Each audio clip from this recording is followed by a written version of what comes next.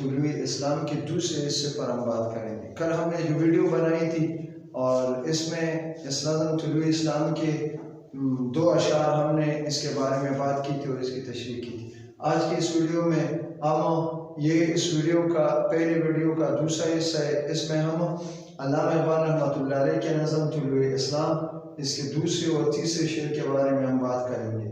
تو جیسا کہ آپ کو معلوم ہے کہ علامہ اقبال رحمۃ اللہ علیہ شاعر اسلام بھی ہے، وہ ہمارے قومی شاعر ہے، وہ مفکر اسلام بھی ہے، تو اس کے جذبات اور احساسات کو سمجھنے کے لیے ضروری ہے کہ ہم اس کے خیالات اور جذبات کو اس کی گہرائی تک پہنچیں اور اس کو اسٹڈی کریں، تو پھر ہمارے لیے اس کی شاعری کو سمجھنا آسان ہوگا۔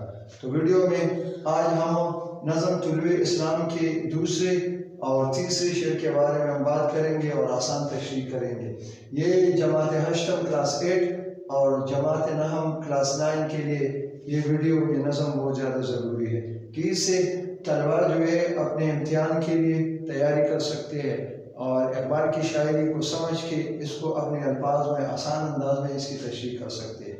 تو ڈیئر اسٹوڈنٹ، دوسرا شعر ہے: مکان فانی مکی آنی ازل تیرا ابد تیرا، خدا کا آخری پیغام ہے تو جاویدہ تو ہے۔ مکان فانی مکی آنی ازل تیرا ابد تیرا، خدا کا آخری پیغام ہے تو جاویدہ تو ہے۔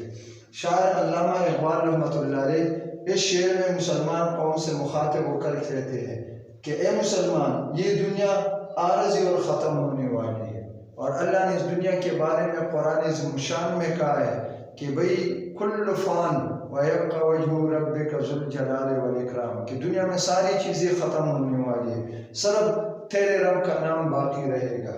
تو اقبال نے اسی بات کو آگے لے کے اس کو بڑھایا ہے اور اس کا مطلب بیان کیا ہے۔ اس دنیا میں رہنے والے لوگ بھی ایک دن ختم ہو جائیں گے، اور یہ ہمارا ایمان بحیثیت مسلمان، یہ ہمارا ایمان اور عقیدہ ہے کہ دنیا اور اس کے لوگ آنی جانی ہے، ختم ہونے والے ہیں۔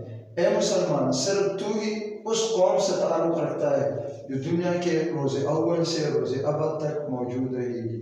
یہ قوم جس کو اللہ نے دین اسلام عطا کیا ہے، تو دین اسلام کی وجہ سے قوم قیامت تک اس دنیا میں اس کا نام زندہ رہے گا، اور یہ بات حقیقت اور سچائی پر مبنی ہے کہ تو اللہ تعالیٰ کا آخری پیغام ہے، تو ساری امتوں میں سب سے بہترین امت ہے، اور اسی وجہ سے مسلمان کا نام ہمیشہ دنیا میں زندہ رہے گا۔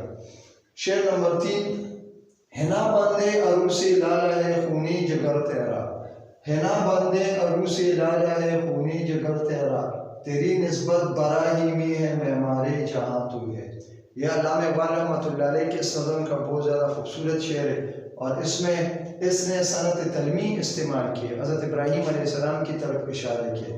شاعر کہتے ہیں، اس شعر میں شاعر مسلمان سے مخاطب ہو کر کہتا ہے کہ اے مسلمان، تیری محنت اور کوششوں سے دین اسلام کو دنیا میں سربلندی اور عروج حاصل ہوگا، تیری وجہ سے یہ دین جو ہے دنیا میں پھیلے گا اور دنیا کے کونے کونے تک پہنچے گا۔ آپ کی وجہ سے یہ دنیا خوبصورت بنے گی، جس طرح ایک دلہن کے ہاتھوں پر لگی مہندی اس کی خوبصورتی کا سبب بنتی ہے، اسی طرح تمہاری محنت اور کوشش اس دنیا کو سنوارنے اور اسلام کا نظام ساری دنیا میں نافذ کرنے کے لیے ضروری ہے۔ تیرا تعلق حضرت ابراہیم علیہ السلام سے۔ علامہ اقبال رحمۃ اللہ علیہ کہتے ہیں کہ مسلمان، تو حضرت ابراہیم علیہ السلام کے اولاد سے تعلق رکھتا ہے، جس نے اللہ کے حکم پر زمین پر اللہ تعالیٰ کا گھر تعمیر کیا تھا۔